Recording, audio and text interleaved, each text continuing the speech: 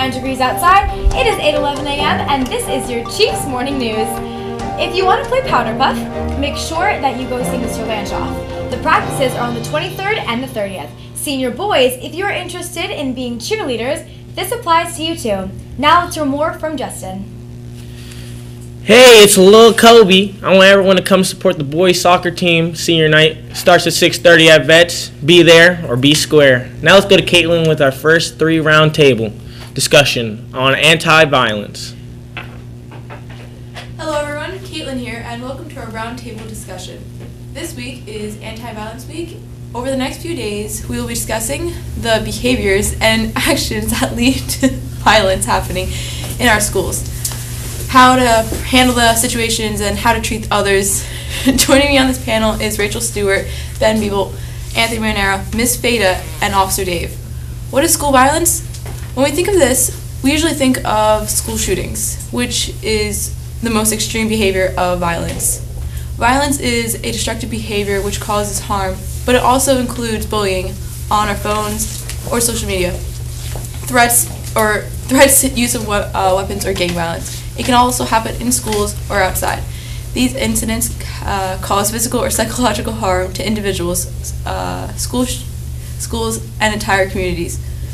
What do you think the most common acts of violence here at Opakon High is? I think the most common act of violence here is when there's a couple and they break up and then they just bully each other afterwards.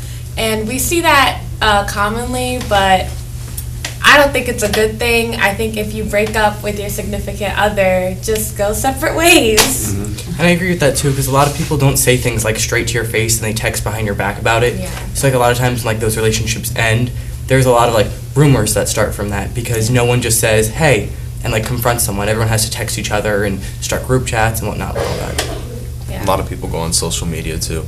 I was gonna say, other people on social media. Yeah, the social media stuff. I mean, Bugs and I, when we're dealing with discipline, we talk about it all the time. It's 95% of incidents involve social media.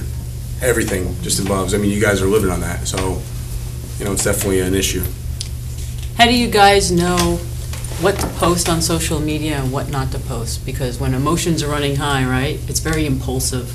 And you guys are so used to this form of communication with one another. So you're right, Rach.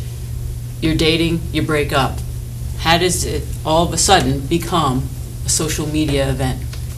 I think people too have to think of how when you post something, how it can come back to you, because you can be using social media as an outlet to express all your emotions and everything, but you have to think how that it's gonna hurt someone, but it can also come back and hurt you too.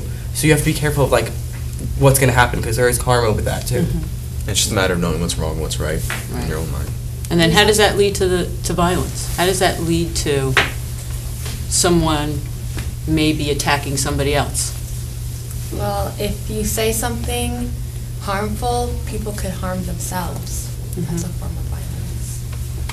Yeah. I know when I first got on social media, my parents were like, whatever you post, it's going to come back to you. College is going to look at this stuff, so I'm always careful of what I post. And when I do post, it's something I find really exciting in my life. So.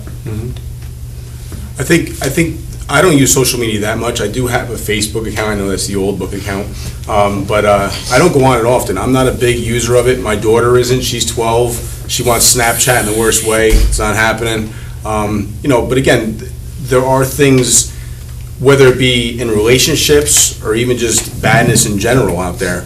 So people have to be careful when they're going on these things, but definitely on a day-to-day basis, we feel, I think, sometimes empowered to say things that maybe we're not going to say to somebody's face. We feel like we could, kind of type into our phone and, start rumors about people. We start up different accounts.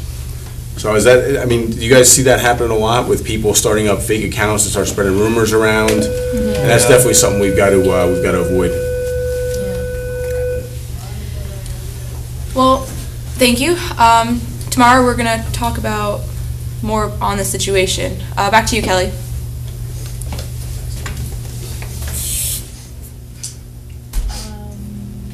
Okay, thanks guys. That wraps up today's special broadcast. We'll be back tomorrow with all the facts you need to hear and none of what you don't. For now, have a great day and you stay classy.